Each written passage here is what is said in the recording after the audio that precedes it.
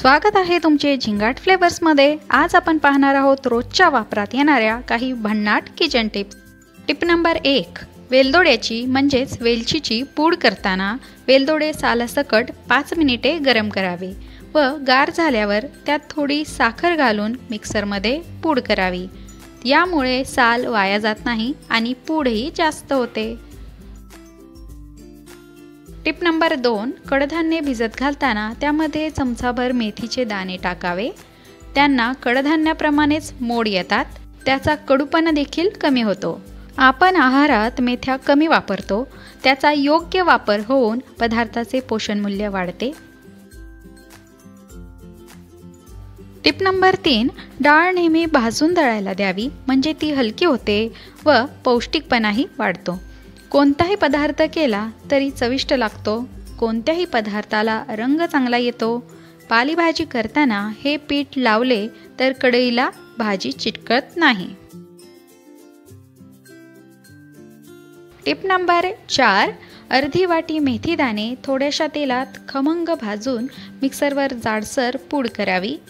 भाजी आमटीची फोडणी करताना पाव चमचा त्यात टाकल्यास भाजी किंवा आमटीला छान चव येते। विशेषतः पातळ भाजीला छान स्वाद येतो। टिप नंबर 5, ऐनवेळी आमटी थोडी वाढवायची असेल किंवा आमटी जास्त पातळ झाली असेल तर थोडे बेसन गोडे तेलात चांगले तांबूस रंग येईपर्यंत भाजून उकळत्या आमटीत ओता। आमटी दाट होते व चवदारही होते। टिप नंबर 6, शेंगदाणा तेलाला वास येत असेल तर ते तेल जास्त गरम करावे व त्यात 1 तमालपत्र व चिमूटभर साखर घालावी व तेल गाळून उपयोगात आणावे, त्याचा वास बऱ्यापैकी कमी होतो। टिप नंबर 7, अंडी विना फ्रीज जास्त दिवस टिकवण्यासाठी अंड्यांना रिफाइंड तेलाचा हात लावावा अथवा विनेगर मिश्रित थंड पाण्यामध्ये अंडी ठेवा। अंडी दीर्घकाळ ताजी राहतात। टिप नंबर 8, भाजणीची उकड काढून चकल्या केल्यास त्या हलक्या आणि आतून बाहेरून कुरकुरीत होतात।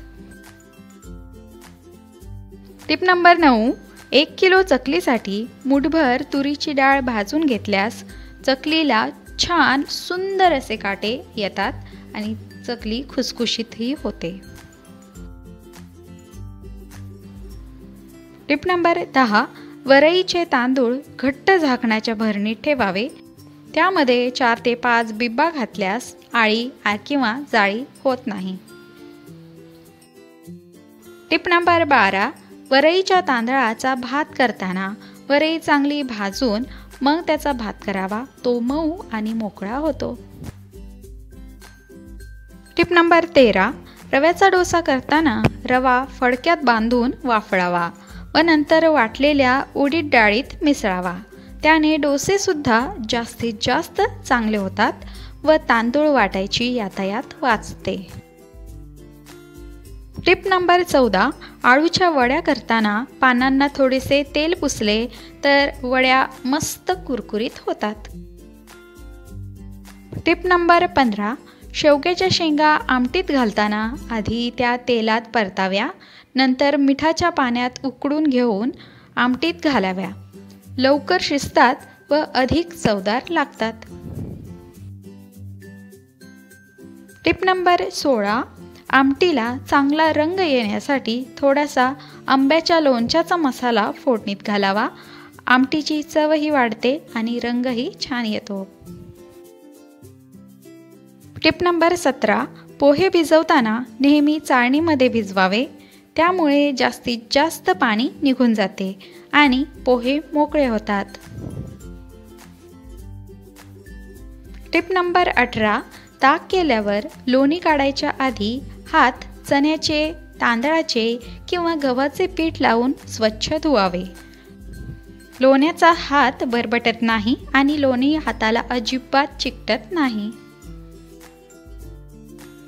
टिप नंबर 19, लसूण सोलण्यासाठी 1 मिनिट ओव्हनमध्ये गरम करावा, त्यानंतर एका घट्ट झाकण्याच्या डब्यात घालून हलवावा।